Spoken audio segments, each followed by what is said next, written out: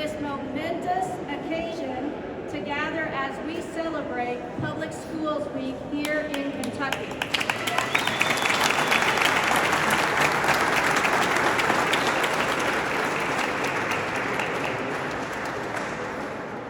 So as we all stand in this historic rotunda, surrounded by these towering icons of American history, one cannot help but be reminded of the greatness of our nation and the pivotal role that public education has played in shaping our society.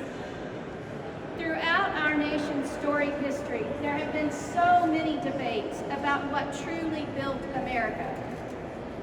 Is it the hard work of the middle class? Is it the contributions of our immigrants or the spirit of American ingenuity that propelled us to unparalleled heights? While each of these factors undoubtedly played a significant role, today I want to emphasize that nothing has been more crucial to our success than public education.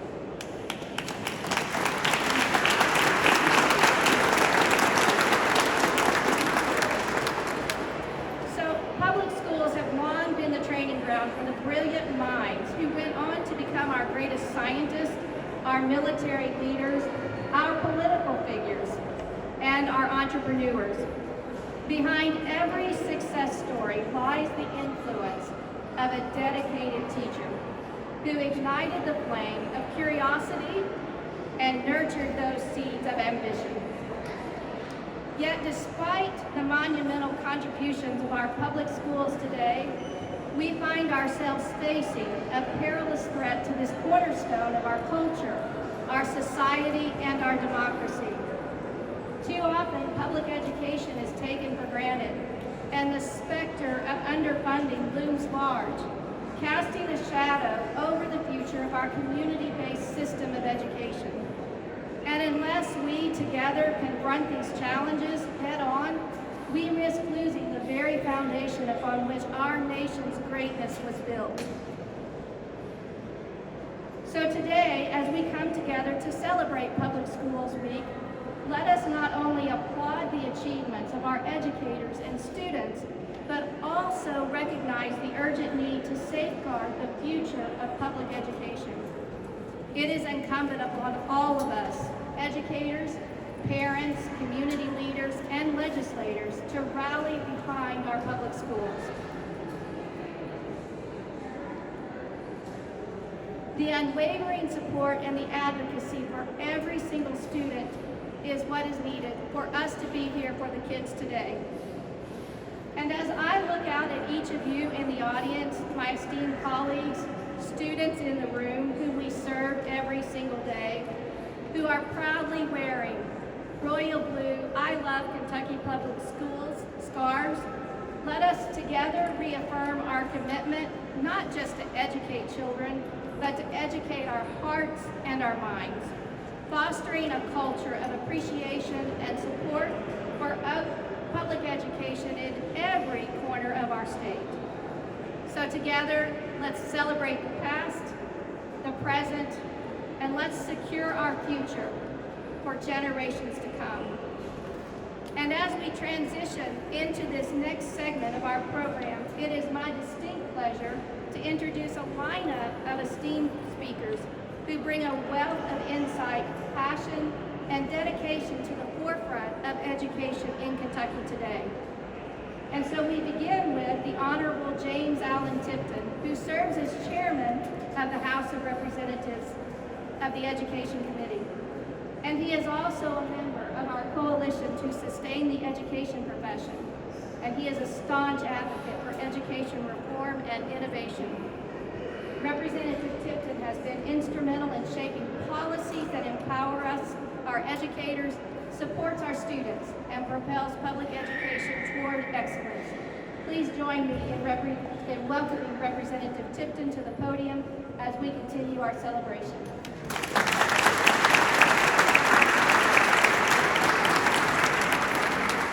Thank you, Rhonda, Madam Lieutenant Governor, other guests from our education community, superintendents, teachers, students, welcome to your state capitol. This is your state capitol. This is your house, and we're glad to have you here today. As of often, we talk about the many challenges that we face here in our state, across the country, and across the world. But I truly believe that with great challenges come great opportunities. And that's what brings us to days like today. As you all understand, education faces many challenges today. We have an issue with the number of workers, of teachers who are in the school systems. We continue to work on that. We have seen, especially after the pandemic and COVID, we have seen educational outcomes not be as high as we'd like them to see. We continue to work on those challenges. We talk a lot about issues that we have here in the state, about growing our workforce, growing our economy, being able to provide the services that all of our citizens need and deserve. And I truly believe that the cornerstone of all that is quality education. Education is often referred to as the great equalizer. We have generational poverty in this state. We have poor health outcomes. We have so many challenges. But a high-quality education can make all the difference in the world to a young person as they're preparing for life. And I applaud you for your work on that. Many of you, some of you have come and visited with me today, earlier during the session. But for many of you, we've continued to have conversations over the past few months and the past few years. And I appreciate those conversations. It's because of those interactions and discussions that it helps me and other legislators become keenly aware of the issues and challenges that you face back home in your local school districts. Now I know this is a budget year, and every budget year is a little bit different. Every year the General Assembly is a little bit different. But I will tell you that every session has its own pace. And I know patience is sometimes very difficult, but I will remind you the budget is a process. We're not even really halfway through that process yet. As you all are aware, the House budget passed out House Bill 6, also passed out House Bill 1 with some one-time appropriation spending. That budget is now over in the hands of the Senate. As I've talked to many of you, you have thanked me for many things that are included in the House version of the budget. But you've also shared with me some concerns that you have that the funding is not adequate to meet the needs that you have in your local school district, to support your schools, to support your teachers, and most importantly, to support our students. Again, the budget is a process. Hopefully, in the coming weeks, we will hear back from the Senate on their version of the budget, and then it will go to a conference committee. Now, I've had the honor and the pleasure of serving on a conference committee for the budget twice. It's quite an interesting experience. You actually go through every item of the budget. And I want to assure you that your voice is being heard. I'm not going to guarantee you what the outcome will be in that final package is, but your voice is heard. I hear you, fellow House members, fellow Senate members hear you. Just last Friday, Representative Chris Fugit filed House Bill 694. That was a legislation that would offer a one-time, for both years of the budget, $2,000 payment to all certified teachers except superintendents, and a $1,000 payment to all classified employees of our school districts. Now I realize that's not a long-term solution, but Representative Fugit felt that it was important to file that. So what does that do? That helps us to continue the conversation. As we have conversations with the Senate, as the House, the Senate conferees will eventually, here in a few weeks, and hopefully be finished up at the end of March, come to a conclusion. This morning in the House Education Committee, we passed out 6 bills. We're continuing to work on policy. Some of the things that have been discussed this time is we seem to be big on studying issues. There are proposals to do a SEEK task force to evaluate the SEEK formula. How can we make productive changes to that? There's also a suggestion of a task force, a red tape reduction task force for teachers. So many times I hear teachers share with me about the burden, the unnecessary burdens they have to face in the classroom. So we want to take a hard look at this. Those are just a couple of examples of things that we're going to be looking at over the interim, but this is a process. The house just gavelled in and I'm a little late for work, so I can't stay with you. But thank you for the opportunity to share with you today. Thank you for what you do for Kentucky students and for the Commonwealth of Kentucky.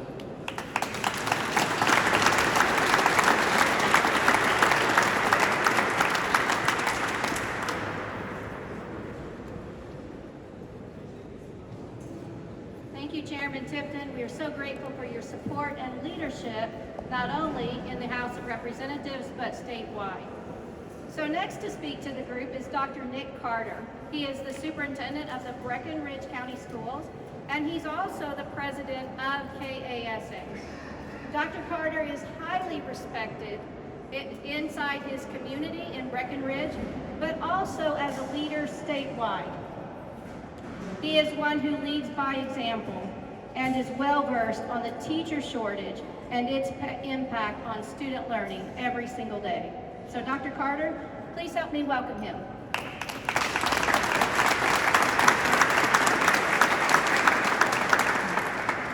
Good afternoon. It is indeed a pleasure to be here in this beautiful capital. But first and foremost, I'd like everyone to join me in giving a huge shout out to these wonderful students from Berea Independent.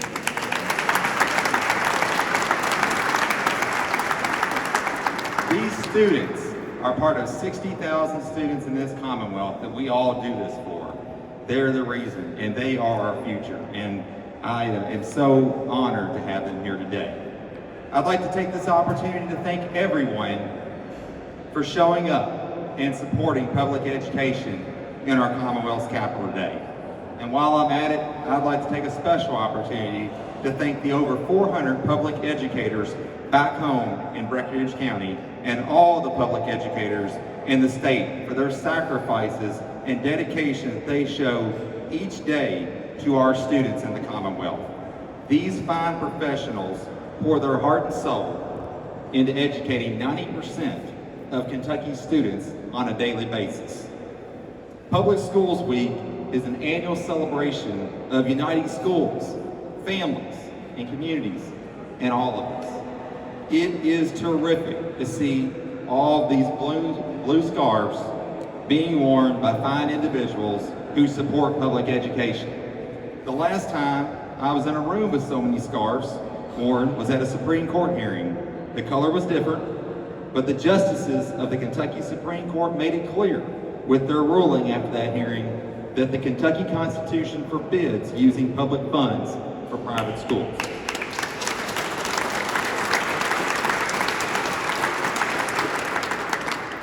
Local public school districts are the heart and soul of our local communities.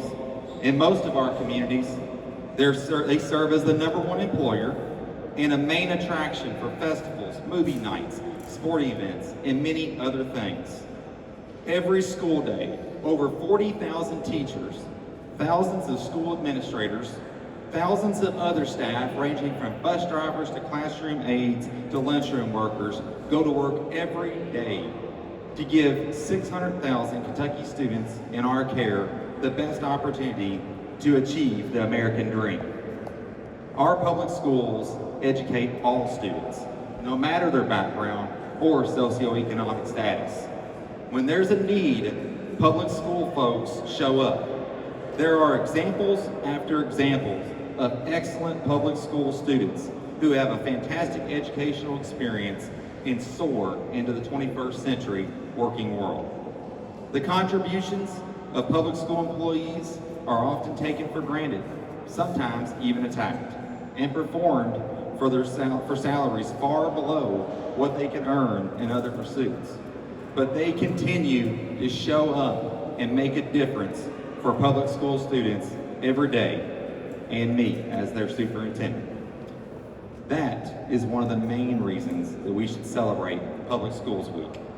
Again, I want to thank everyone for being in attendance today, and to the thousands of public educators in Kentucky. We are all in this together, and I am so proud to serve with each of you.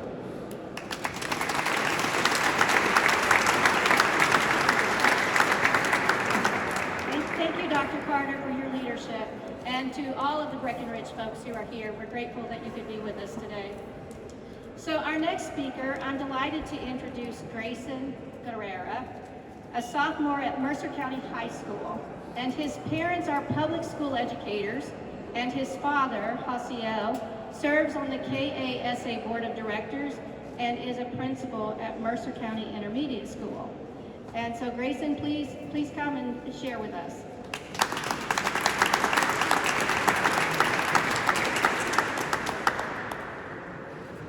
Thank you, Dr. Caldwell and KASA, for the opportunity to share a few words today. Ladies and gentlemen, it is a pleasure and an honor to be here with you all today to celebrate and recognize the importance of public education, which is a fundamental cornerstone of our society. Public schools foster environments where children from diverse backgrounds can unite for academic and social growth. Indeed, the inclusivity of public schools.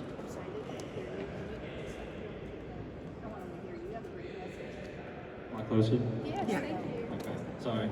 He's got a powerful message. It is a pleasure and an honor to be here with you all today to celebrate and recognize the importance of public education, which is a fundamental cornerstone of our society. Public schools foster environments where children from diverse backgrounds can unite for academic and social growth. Indeed, the inclusivity of public schools, regardless of socioeconomic background or personal circumstance, is a testament to the values of equality and opportunity upon which our educational system was founded. Specifically, I would like to take a moment to recognize and celebrate the driving force of public education, the educators who are facilitators of intellectual development, role models, and mentors. They are dedicated professionals who have expended countless hours, energy, and finances to prepare themselves academically with subject matter expertise by earning bachelor's, master's, specialist, and/or doctoral degrees. Educators who passionately commit to their students' academic, social, and emotional well-being, all the while shaping the minds of our Commonwealth's future generation. Due to the COVID-19 pandemic, my middle school experience was very different than probably most of you in this room. As a 7th grade year-long virtual student, I gained a profound appreciation for the role of an in-person teacher. Initially, the transition to remote learning felt liberating, offering flexibility and convenience. However, over time, I began to recognize the irreplaceable value of face-to-face interaction with the teacher. The absence of physical presence meant missing out on immediate clarification, personalized feedback, and dynamic exchange of ideas that can only occur in a classroom setting. While digital platforms facilitated instruction to some extent, they couldn't fully replicate the richness of in-person learning experiences.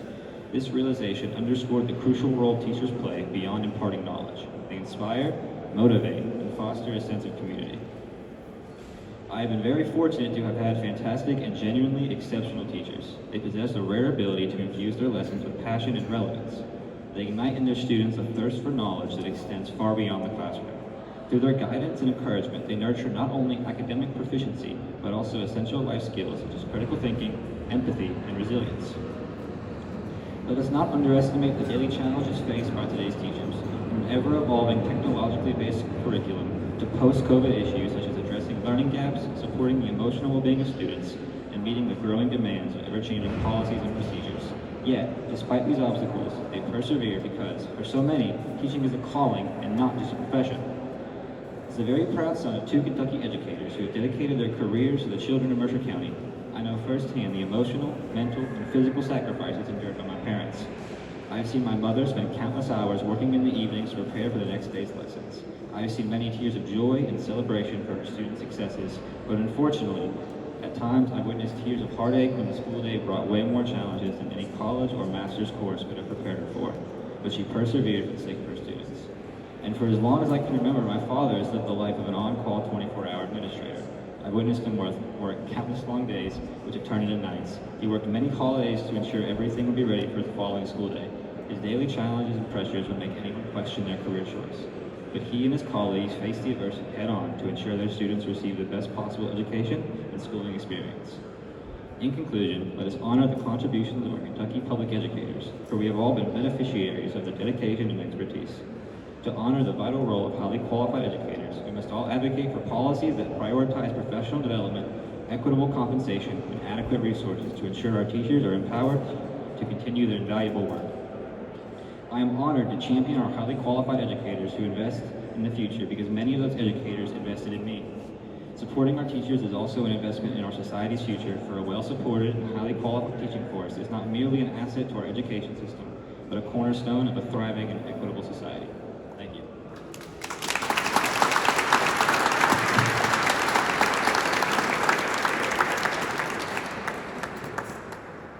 Grayson, for sharing with us what an amazing young man you are.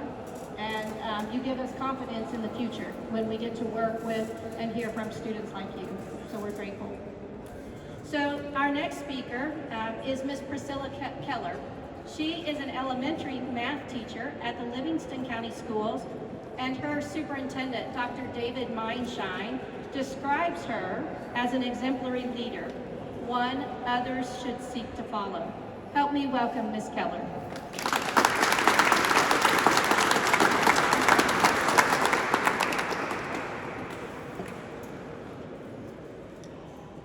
Every day across the state of Kentucky, teachers wake up with their coffee, or Diet Mountain Dew in my case, and get ready for another day.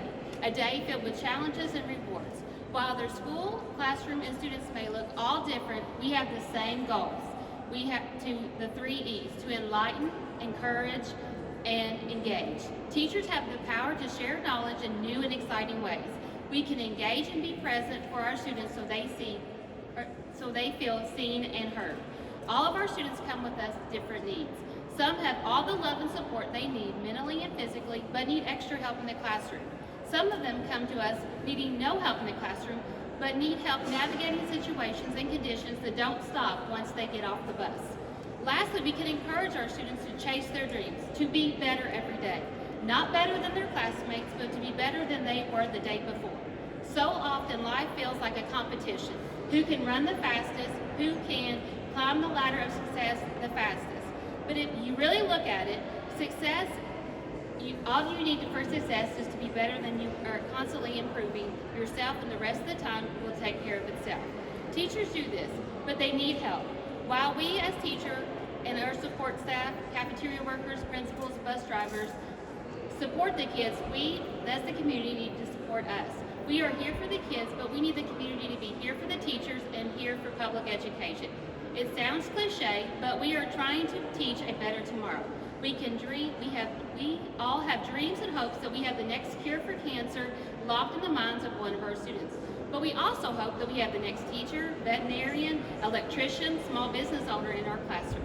We want this because everyone has different dreams, but they all need help along the way. I hope my first graders remember my class fondly, and that they remember the science experiments we did with plants. Then if one of them owns a nursery, in the future they will donate and encourage future learning in other first grade classrooms. As the famous quote says, what is a legacy? It's planting seeds in a garden you will never get to see. Teachers may not always see the fruits of their labors, but they put in the work daily. The harvest can be plentiful. Teachers just need the support of the community to help plant the seeds.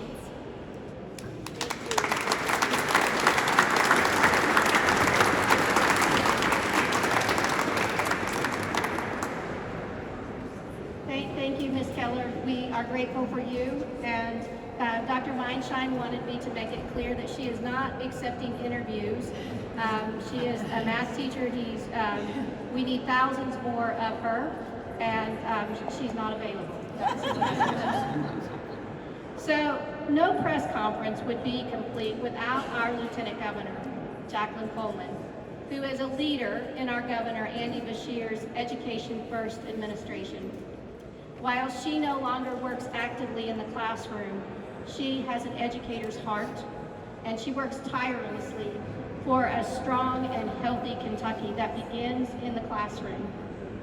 And today, she brings official tidings and proclamation to encourage us and help us celebrate Public Schools Week. And so, Lieutenant Governor, please join us.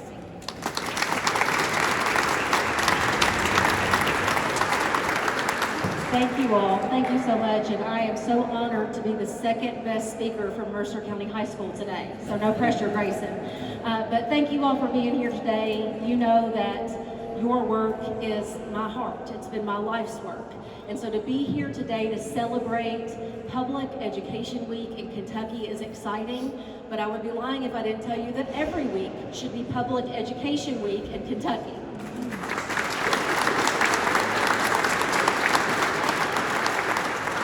Our public schools are the heart and souls of our community.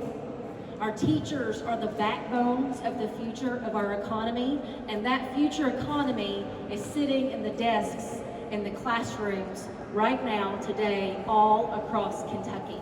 And so when we talk about celebrating and supporting public education in Kentucky, don't just listen to the words, watch the actions. That is where you can find out where priorities lie. So I always like to say we have 3 priorities in the governor's office when it comes to public education, which is our top priority. And the first thing is that you always put kids first. All of these kids from Berea here today, thank you for being with us. Everything we do for you. And in Governor Beshear's, in my opinion, we want to do it with you so that you are part of this process. Number 2, and this is the part that gets looked over a lot, we have to support the people who show up for our kids every single day.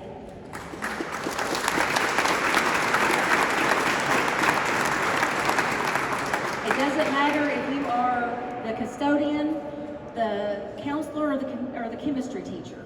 You are the village that is there to help our children every single day. And last but not least, we have to give our public schools the resources to do what we need them to do.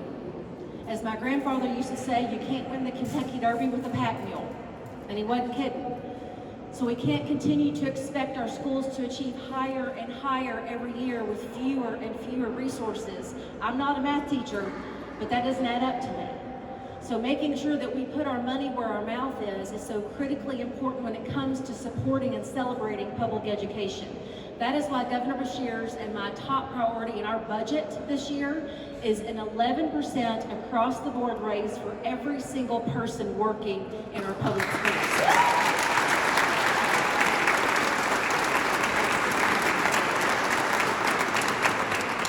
It doesn't take a rocket scientist to figure out that if you want to draw folks to a profession, you have to make sure that that profession is filling their cup, that is investing back in them. And every profession that we have raised the pay in, from state employees to our law enforcement, to our social workers, all absolutely critical and well-deserved. We have seen a tide change in applications and in quality of applicants. So it just makes sense that it would be the same thing for public education. And in my opinion, everybody that works in a school building deserves the exact same raise and care that our state employees, our law enforcement, and our social workers have gotten in the last budget cycle. So an 11% aboard across the board. And when it comes to investing in education, we're not just talking about today, we're talking about every tomorrow. So our second highest priority in education is universal pre-K for every 4-year-old in the Commonwealth of Kentucky. And this is why that's important. And I said this in my inaugural address. We forecast prison populations by 3rd grade literacy rates. The number 1 indicator of 3rd grade literacy rates is kindergarten readiness. The best way to ensure kindergarten readiness is by making sure that pre-K is available for every 4-year-old in Kentucky. The line is right there. I can draw it from start to finish. We can either invest in our future on the front end, or we will literally be paying for it on the back end. And these are the kinds of differences our public schools make in the lives of every child every day.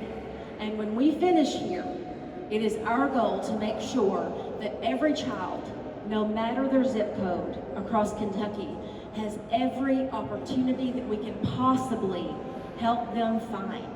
Because like I said, the future of Kentucky's economy is in our classrooms today. We are all in this together, and we will continue to advocate for the resources that our schools need, for the support that our teachers need. And by the way, it might be a budget year, but respecting the profession doesn't cost us a dime, people. That is something that we can do every single day and make sure our teachers know that they're appreciated. And we always make sure that we center everything by putting all of our students first across the Commonwealth of Kentucky. So we will keep celebrating our public schools every day, all week in this administration. And we look forward to making sure that we keep making strides forward in public education, because that's the way that we make strides forward in the workforce. in economic development and in the next generation and the future of Kentucky. So I am honored today to be able to bring a proclamation from Governor Beshear, who could not be with us today because he is doing something equally as important. He is in Eastern Kentucky dedicating homes to folks who lost their home in the flood a couple years ago. So we're really excited that he's able to do that. But he left me with a proclamation that will officially make this week Public Education and Public Schools Week in Kentucky.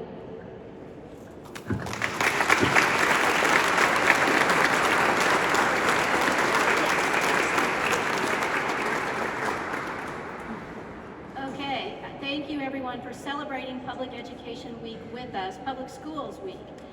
For those who are available, we would love to have everyone come forward for this amazing public schools photograph. And the Lieutenant Governor is going to remain with us until we get that photograph. And for those of you who are in the media, I want to point out some key folks that you might be interested in speaking with today. And so, in addition to the Lieutenant Governor, here to my right are some key folks who have been involved in the Coalition to Sustain the Education Profession. And so on the front row, Dr. Nick Carter, whom you've met from Breckinridge County, Dr. April Devine from the Hopkins County Schools, and of course you met Ms. Keller.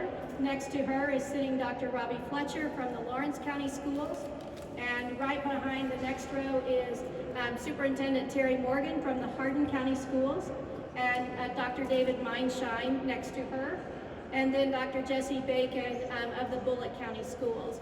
These are all folks who are officers of KASA, and they have been leaders in the Coalition to Sustain the Education Profession. And in addition to that, there are 100 other educators that you can speak with, including students, about their experience and their needs day in and day out. And with this, thank you so much again. Thank you for celebrating with us. And this concludes our press conference. Thank you, everyone.